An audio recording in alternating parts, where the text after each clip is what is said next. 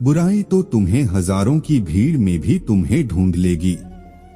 ठीक उसी प्रकार जैसे गायों की झुंड में बछड़ा अपने मां को ढूंढ लेता है, परंतु जो बंसी वाले को दिल से मानता है वह बुराई में भी अच्छाई को ढूंढ लेता है।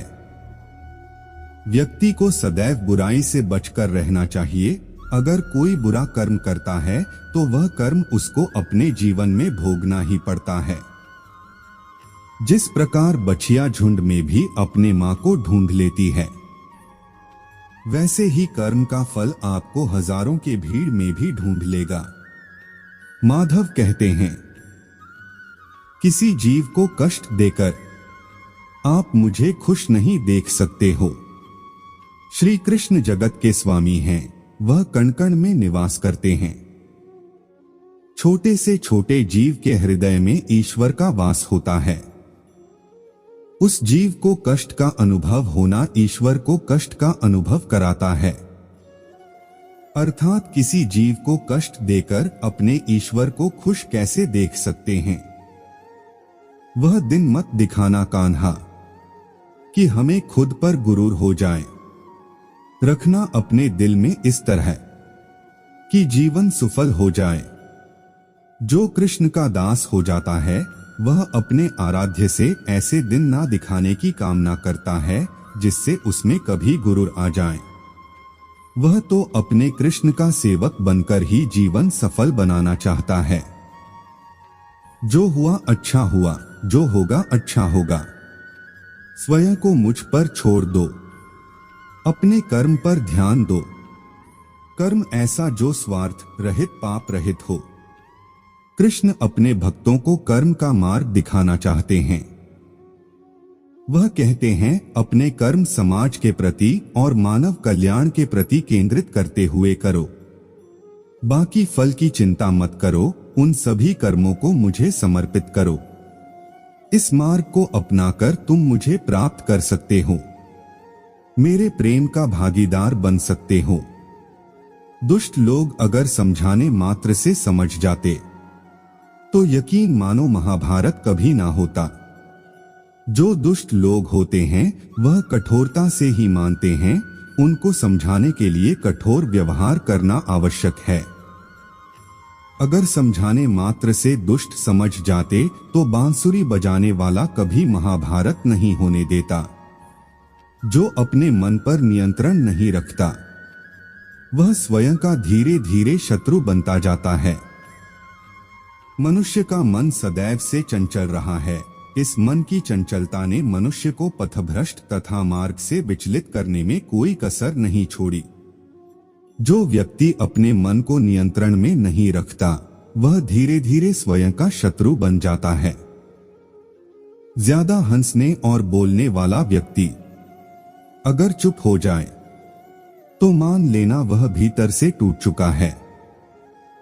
जो व्यक्ति सदैव हंसता खेलता मुस्कुराता रहता हो, अगर वह अपने स्वभाव से भिन्न हो जाए अर्थात चुप गुमसुम उदास रहने लगे, तो समझना उसके हृदय में एक पीड़ा है। उस पीड़ा ने उसे कमजोर बना दिया है।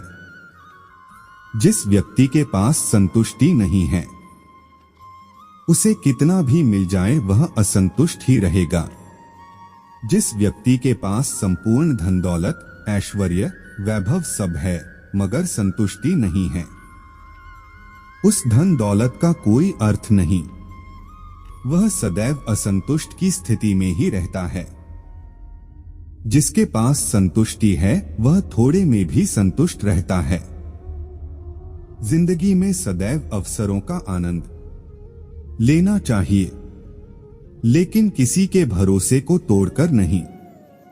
जिंदगी में भरोसा एक ऐसी चीज है जिसे प्राप्त करना वर्षों की मेहनत के समान है। फिर भी यह प्राप्त हो या नहीं यह भाग्य पर निर्भर करता है, किंतु भरोसे को तोड़कर पुनः प्राप्त करना यह संभव नहीं है। इसलिए जिंदगी में अवसरों का आनंद सदैव ले, लेकिन भरोसे को कभी टूटने ना दें। प्रेम में कोई वियोग नहीं होता, प्रेम ही अंतिम योग है, अंतिम मिलन है। प्रेम कभी ना समाप्त होने वाली प्रक्रिया है। जिस व्यक्ति को प्रेम हो जाता है वह फिर जीवन और जीवन के बाद भी प्रेम के वशीभूत रहता है। प्रेम को प्राप्त करने के लिए त्याग, तपस्या और योग का सहारा लेना पड़ता है। कभी भी स्वयं पर घमंड मत करना। पत्थर भी भारी होकर पानी में अपना वजूद खो देता है। जो व्यक्ति अपने अहंकार से भारी हो जाता है, जिसमें अभिमान भर जाता है, वह उस पत्थर की भांति होता है जो भारी होने के बावजूद भी नदी की धारा में डूबकर अपना अस्तित्व खो देता है। अगर ईश्वर तुम्हें ज्यादा प्रतीक्षा करवा रहे हैं, हो सकता है जितना तुमने मांगा उससे ज्यादा देने वाला हो। अगर किसी लक्ष्य, खुशी या सफलता की प्राप्ति में लंबा समय लग रहा है, प्रतीक्षा की अवधि अधिक है, तो हो सकता है आपकी अपेक्षा से ज्यादा आपको मिलने वाला है। अपने कर्म पर अडिग रहिए और विश्वास रखिए उस ईश्वर पर जो आपके कर्म की परीक्षा ले रहा है। जीवन ना तो भविष्य में है और ना ही अतीत में। जीवन तो बस इस पल में है, केवल इस पल में। जो लोग जीवन को भूत और अतीत के भरोसे छोड़ देते हैं, उन्हें श्री कृष्ण सावधान करते हैं। जीवन का अर्थ ना भूत है ना भविष्य। जीवन केवल और केवल वर्तमान है। इसलिए वर्तमान में अपने जीवन को आनंद पूर्वक जिए। निस्वार्थ कर्म को अपने जीवन में अपनाएं। मैं विधाता होकर भी विधि के विधान को नहीं टाल सका। मेरी चाह राधा थी और चाहती मुझको मीरा थी, पर मैं हो रुक्मणी का गया। जो विधाता के लेख में होता है उसी का फल हमें मिलता है। विधि के विधान को स्वयं ईश्वर भी नहीं टाल सकते। जिस प्रकार राधा से कृष्ण निश्चल भाव से प्रेम करते थे, प्रेमिका के भाव से मीरा कृष्ण को पति मानती थी, मगर विधि के विधान में रुक्मणी का साथ लिखा था, जिसे स्वयं विधाता भी नहीं टाल सके। क्रोध की अवस्था में भ्रम जन्म लेता है। भ्रम बुद्धि को नष्ट कर देती है। बुद्धि के नष्ट होते ही व्यक्ति का पतन हो जाता है। क्रोध व्यक्ति का सबसे बड़ा शत्रु है। क्रोध के जन्म लेते ही व्यक्ति अपना विवेक खो देता है। विवेक के खो जाने पर व्यक्ति अपने पतन के मार्ग में उन्मुख हो जाता है। क्रोध की अवस्था से सदैव बचना चाहिए। खाली हाथ तुम्हारा खाली हाथ वापस चले जाओगे, परसों किसी और का होगा। तुम जिसे अपना समझकर मगन हो रहे हो, बस यही प्रसन्नता तुम्हारे दुखों का कारण है। इस संसार में कुछ भी स्थायी नहीं है, ना ही सुख दुख और ना ही जीवन मरण, सब एक प्रक्रिया है। जो खुशियां आज तुम्हारे पास है, कल वह खुशियां किसी और के पास होगी। जिसे अपना समझकर हम खुश होते हैं, वही खुशी कल दुख का कारण बनती है। आत्मा को शस्त्र नहीं काट सकता, अग्नि नहीं जला सकती, जल नहीं बुझा सकता, वायु नहीं सुखा सकती। आत्मा शाश्वत सत्य है, यह अजय है, अमर है। आत्मा नए नए शरीर को धारण करती है। एक शरीर से निकलकर दूसरे शरीर में, यही आत्मा की विचरण प्रक्रिया है।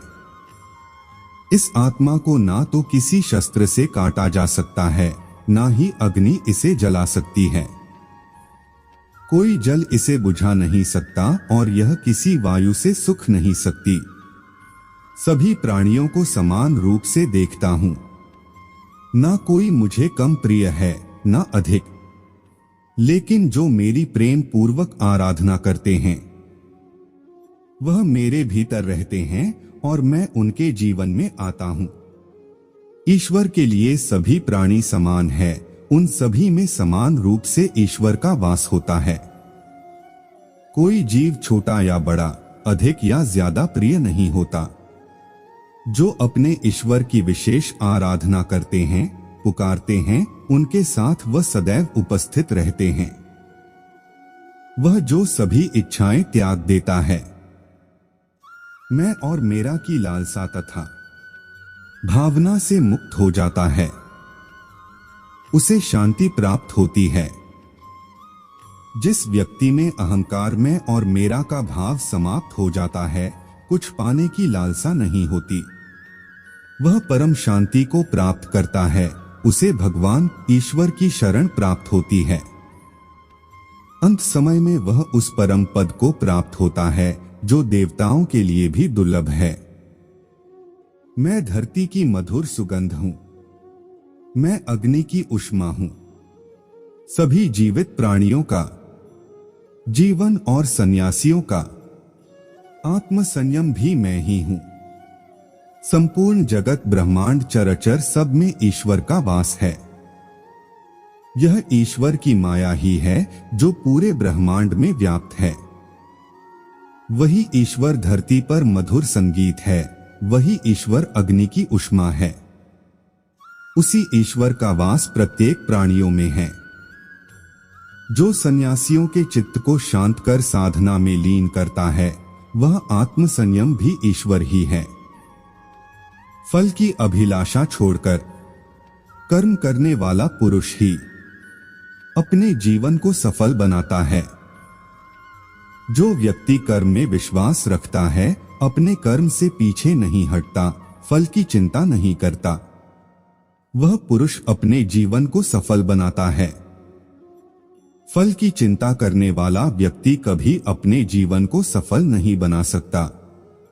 इस भौतिक जगत में जो व्यक्ति न तो सुख की प्राप्ति से हर्षित होता है और न अशुभ के प्राप्त होने पर उससे घृणा करता है, वह पूर्ण ज्ञान में स्थिर रहता है। यह संसार नश्वर है, इस जगत में दुख सुख हर्ष विषाद आदि लगा रहता है। क्षण भर के सुख से जो खुश नहीं होता और अशुभ होने पर जो दुखी नहीं होता, वह व्यक्ति सच्चा ज्ञानी होता है। उसे ज्ञात होता है यहाँ सब क्षण भर के लिए होता है, भले ही वह सुख हो चाहे दुख। जो अपने हिस्से का काम किए बिना ही भोजन पाते हैं, वह चोर हैं। यह जीवन कर्म प्रधान है। जो व्यक्ति कर्म करके परिश्रम करके अपने लिए कुछ अर्जित करता है, वह वास्तविक रूप से उस फल का भागी है। अन्यथा वह चोर की भांति है, जिसे बैठे बिठाए सब मिल जाता है। जिस व्यक्ति को आपकी कदर नहीं,